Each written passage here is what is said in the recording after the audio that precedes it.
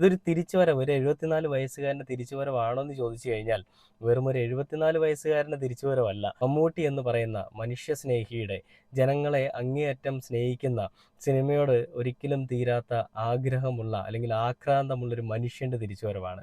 ഇങ്ങനെ ഒരു തിരിച്ചുവരവ് ഉണ്ടാവുമ്പോൾ ആ ജനങ്ങൾ തന്നിൽ നിന്ന് എന്താണ് പ്രതീക്ഷിക്കുന്നത്, അവർക്ക് ഏത് രീതിയിൽ എത്ര അളവിൽ എങ്ങനെയൊക്കെ കൊടുക്കണമെന്നുള്ളത് അറിയാവുന്നത് കൊണ്ട് തന്നെയും മമ്മൂക്ക തനിക്ക് അനുയോജ്യമായ ഒരു കഥാപാത്രത്തിനെ തിരഞ്ഞെടുക്കുകയും ആ കഥാപാത്രത്തിന് വേണ്ടിയിട്ട് അങ്ങ് ജീവിക്കുകയും ചെയ്തിരിക്കുകയാണ്. പല സിനിമകളും നമുക്കറിയാം. ഇതൊരു സിനിമ മാത്രമാണ് ഞാൻ പറയുന്നത്. പക്ഷേ നമുക്ക് വല്യേട്ടൻ അല്ലെങ്കിൽ ഇതുപോലെയുള്ള പല സിനിമകളൊക്കെ ഉണ്ട്.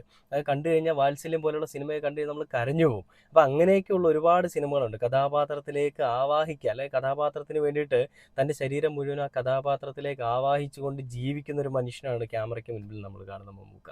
അപ്പോൾ ആ മമ്മൂക്കയെ നമ്മൾ ഇനിയും പിന്തുണയ്ക്കും. ഇനിയും ഒരുപാട് ഉയരങ്ങളിലേക്ക് മമ്മൂക്കയ്ക്ക് പോകാനുണ്ട്. അദ്ദേഹത്തിൻ്റെ ശരീരത്തിൽ പല ഭാഗങ്ങളിലും